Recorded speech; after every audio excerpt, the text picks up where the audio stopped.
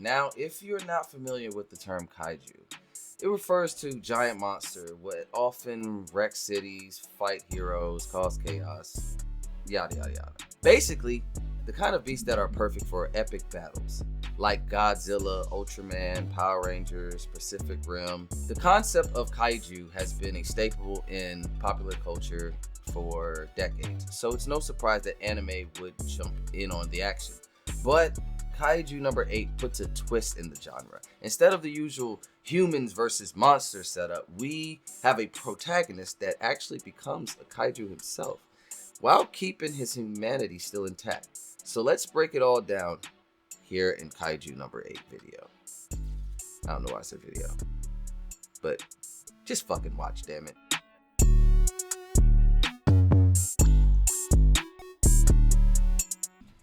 Kaiju number 8 is based on a manga that was written and illustrated by Naoya Matsumoto. It debuted. Huh? It debuted. You made those words up. It debuted.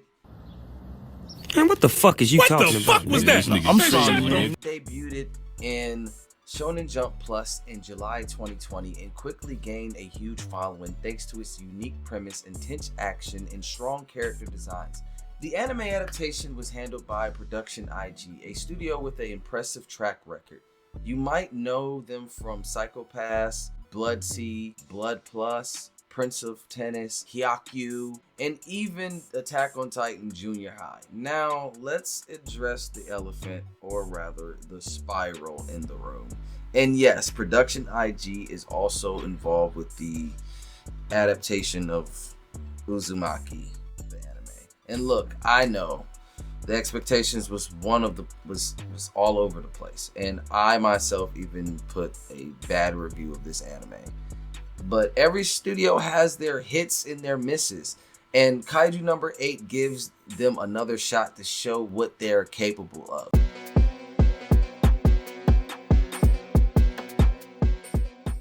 The plot of Kaiju number 8 is a little unconventional, and that's where it gets interesting. The main character, Kafka, works for the Defense Corps, fighting off kaiju, but there's a twist. Kafka actually becomes a kaiju himself. Not like a random monster that's out for destruction though. He keeps his human mind and has to balance being a monster while wanting to help humanity. It's a solid premise and definitely takes a fresh take on the genre of kaiju. But here's the thing. While the idea is great, the story doesn't do as much with it as it could. There are good character moments and intense kaiju fights, but you also get a bit of what we've seen before vibe. Like, we've been here before vibe. Like, for some examples, right? You have the main character and he has the whole, I'm not accepted in society, so I'm going to work hard to get there trope.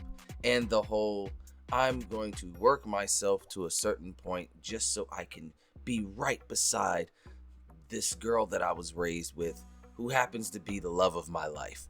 Or the only thing I would say it rarely takes away from stuff in the kaiju area is in Gridman, they also had the kaiju who lives amongst the humans. So this was more of like a backwards kind of thing, you know? Human entering the kaiju type of world and living in society. That's why I'm giving it a 2.3 out of 3. It's good, but there's room to make it actually perfect.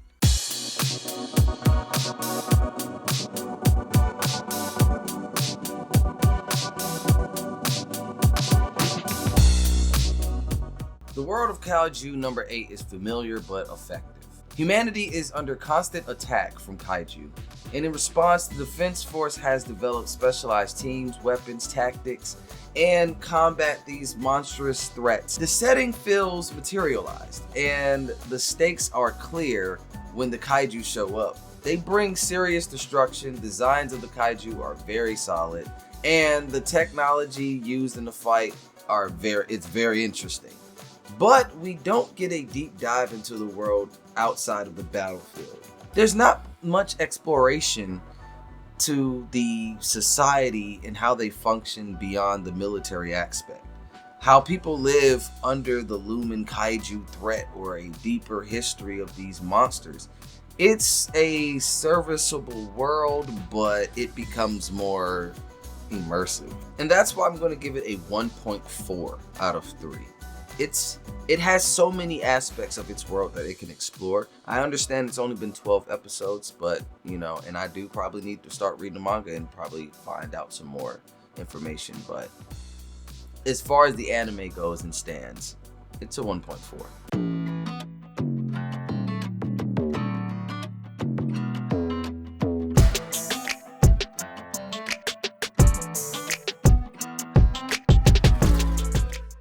Development is one of Kaiju number 8's strongest points, and I love that. Y'all guys know I love some character development. Kafka is an interesting protagonist because he's not just some unstoppable hero.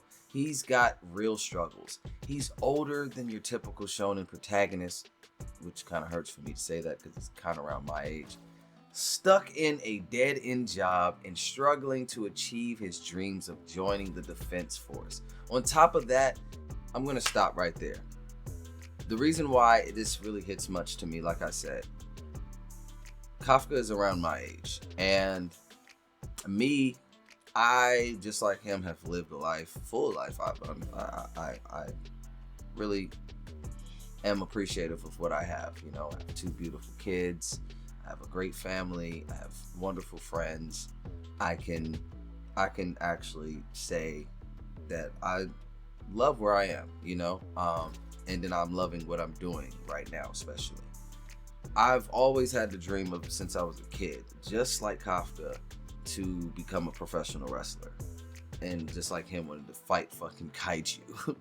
And I mean, I still have friends that tells me I don't think I could do it. Maybe I'm too old, or, you know what I'm saying? And me going over and, even though I read this script, it hits more deep with me going over it and saying it, because I'm right now, training and working hard so I can try to prepare myself for my first match.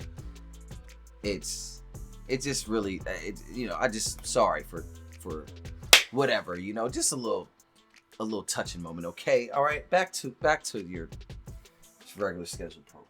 On top of that, he's dealing with the fact that he's become the very thing he's supposed to fight. The supporting characters also add a lot to the story, whether it's childhood friend Mina, his determined co-worker Reno, or the others of the defense force, and their relationships feel really genuine. Everyone has their own motivations. They don't just exist to prop up Kafka's story. And because of that, and y'all know I love character development, especially when you put a lot into the side characters to the point where you can actually like the side characters and their personalities, I'm have to give it a solid 2.5 out of 3.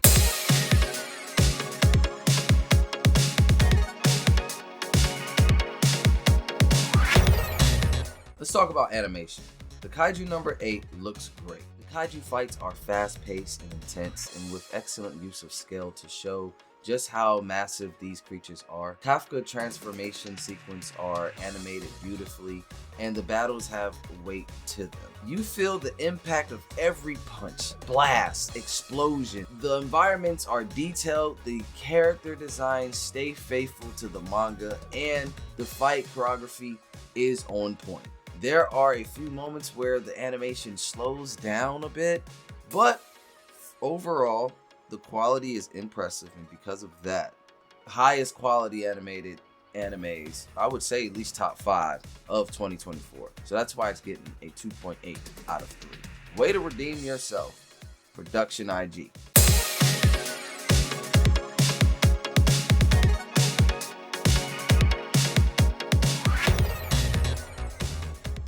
Bonus round. This is going to be short and sweet. I'm giving the Kaiju number 8 a extra 0.5 for putting a unique twist in the kaiju genre. Instead of the classic hero transforms into big robot thing and they fight big monster in the middle of the place, or just big monkey versus big lizard, we actually get a person. We follow the person, because remember, usually in Godzilla movies, the worst parts is when you follow the humans. So this way, they actually made it interesting to follow the human counterparts in a kaiju story. And not only that human counterpart is a kaiju, we get to see how society would treat this person. How would this person have to blend in society if there's other kaijus that's in the society like that. So I know I did rag on the world building, but you see the potential what I was bringing in, what they were also bringing in. So yes,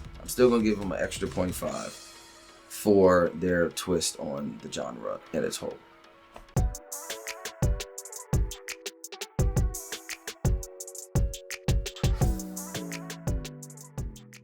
Kaiju number 8 flips the kaiju genre with a protagonist who becomes the very thing that he fights. The world building sets up a solid foundation, though there's room for expansion to it. Character development is something that really stands out, and the animation delivers beyond your expectation. So with that, I would give it the total of 9.5 out of 12. It earns the supreme ranking. A must-watch with strong action, compelling characters, and a fresh take on the genre. It builds up its strengths and it could reach to greater heights. We'll just have to find out. About time we're going to get a season 2, and I'm pretty sure it will get a season 2. I hope you enjoyed this video, and with that, I hope I earned your subscription. And if I did, go ahead and hit that bell and like this video while you're at it. But if I'm quite not there yet of earning that from you, well, then it's okay. Just go ahead and look at my last video on experimental lane serial. Sometimes I mess it up. Serial experimental lane, where we go through the controversy of this 90s anime that's still relevant to this day. So go ahead and check it out, and thanks for watching.